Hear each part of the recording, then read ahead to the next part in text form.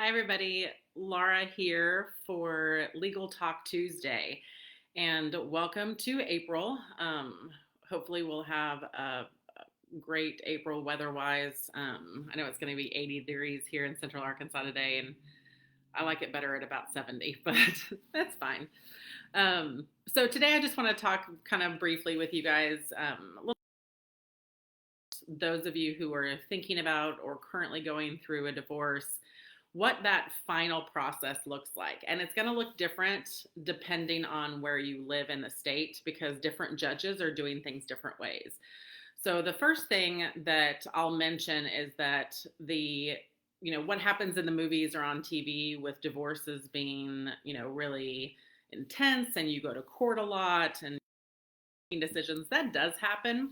It's more rare than people think it is because judges really don't like to make decisions for you. So they encourage people to settle or make agreements outside of court, but it does happen. But when you're talking about making agreements outside of court, you can do that if you do. If you have attorneys involved, that can often require a lot more back and forth. You guys know that what we do here at MyVirtual.Lawyer is we help the parties, the people, the husband and the wife and the wife, the husband and the husband. We help them figure out what's best for their family. They're the ones who need to make the decision up, how to separate property, how to co-parent, that kind of thing. So we just give you tools. We empower our clients to feel like they are a part of the process of ending their marriage. So, but even with that more amicable, agreed upon divorce process, there are really two different ways that we're seeing in this state.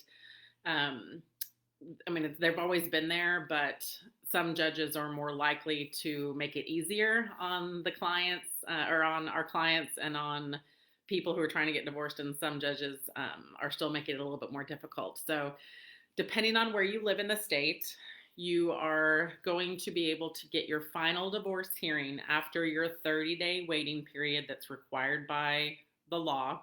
After you file for divorce, you have a minimum of 30 days that you have to wait before you can ask for your final divorce to be signed or a hearing or whatever it is. The two things that are going to happen depending on what judge you're assigned to and what county you live in are you're going to be able to do divorce by what's called either written testimony or deposition or affidavit. And that's where you don't even have to go to court.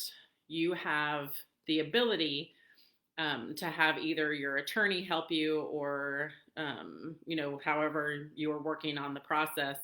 You can actually write out what the required things are for you to say about where you live and what your grounds for divorce are and things like that.